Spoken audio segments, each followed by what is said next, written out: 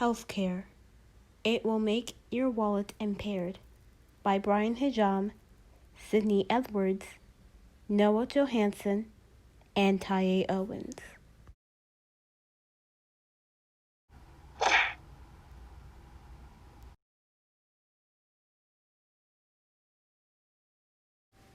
Billy. Oh, Billy. Come over here, please. Yes, what is it, Mom? This is the last bit of money we have left. Can you go to the store to buy some groceries? Yeah, on it, Mom.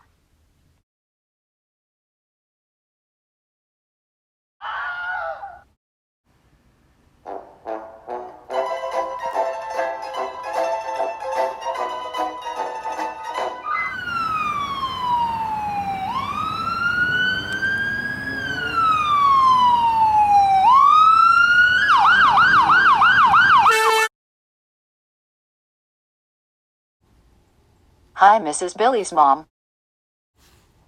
Here is the bill we have for Billy's injuries that you'll need to pay before we can do anything. What? I can't afford this. This is too much. I'm sorry, miss. There's nothing we can do. What is there I can do? I have no money. I work a low-income job and making barely anything. Oh no, what am I to do? I'm really sorry, miss.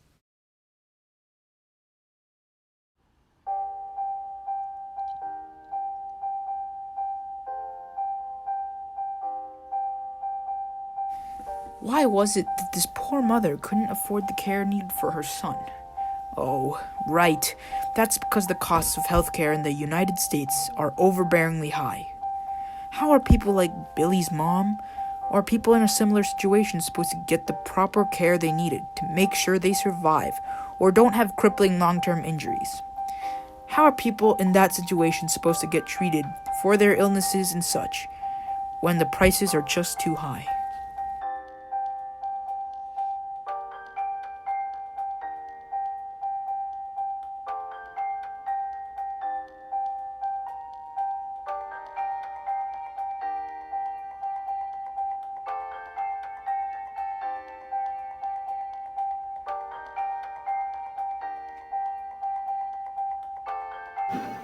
The United States spends about 3 times as much on healthcare than most advanced countries, yet that does not result in 3 times better healthcare than those countries. The United States spent 16% of the GDP, the gross domestic product, on healthcare in 2018, which is nearly twice as much as other countries. The U.S. spends so much on healthcare, resulting in higher prices but not necessarily better healthcare.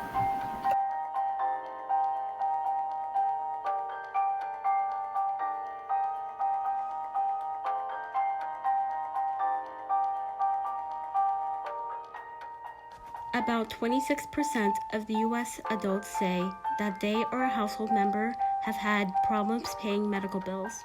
The prices of healthcare in the United States is unbearably high for a lot of American citizens. This is a major problem because healthcare is a very important aspect of a nation.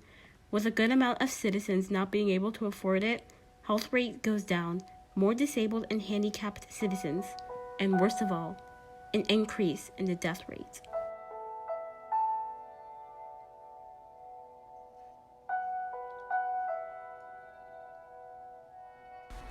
The people who are majorly impacted by this issue are poor people and people with low monthly income flowing into their households.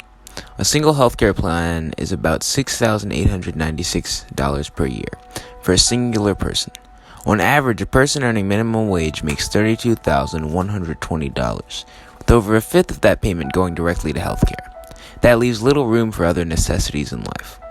You have to take into account food, mortgage, and other payments that must be made. With the expense of healthcare, not too much money is left for entertainment spending.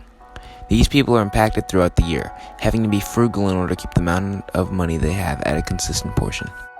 On one side of the spectrum are people who are negatively impacted by the cost of healthcare, and on the other side are people who do not need to worry about the prices. The former loses the ability to have more money saved for necessities, sometimes not even having money left over for the very basic necessities, On the other end of the spectrum, although they don't have to worry about money, they are still paying for more than they are receiving and wasting money. What are some solutions the government has tried to use in order to fix healthcare?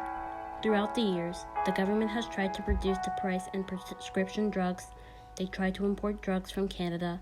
They tried to relax some of the restrictions on the drug approval process by the Food and Drug Administration, FDA, passed the Affordable Care Act, ACA, other known as Obamacare. The government tried to limit the influence of healthcare lobbyists on Congress. And the government, along with Obamacare, is trying to make access to healthcare for everyone. Also, the government offers subsidized healthcare coverage for those who cannot afford expensive healthcare, such as Medicaid, Children's Health Insurance Program, CHIP, and Part D prescription drug coverage.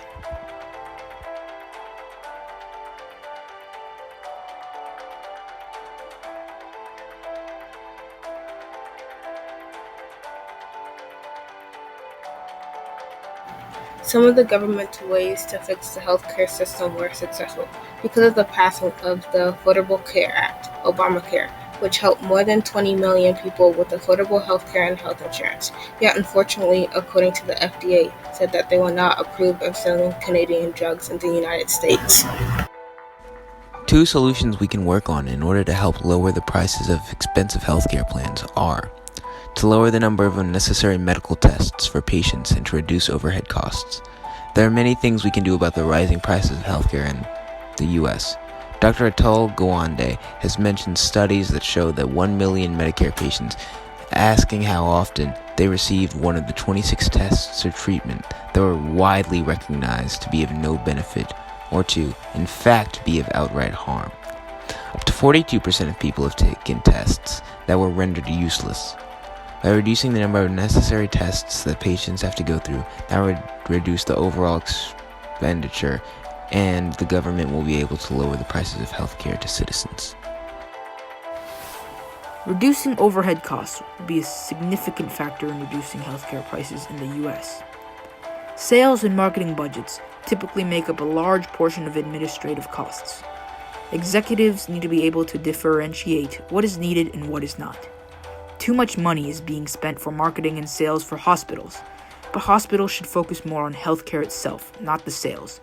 Reducing these costs will significantly aid in reducing prices of healthcare because less money is being spent on overhead costs.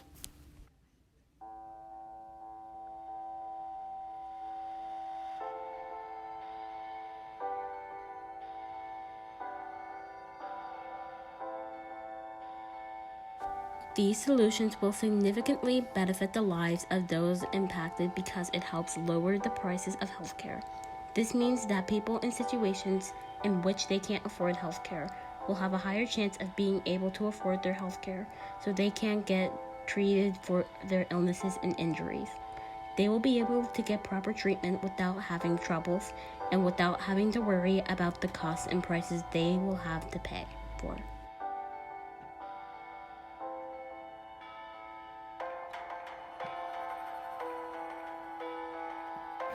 The reason why we chose the topic of healthcare prices is because it's such a huge problem in the U.S.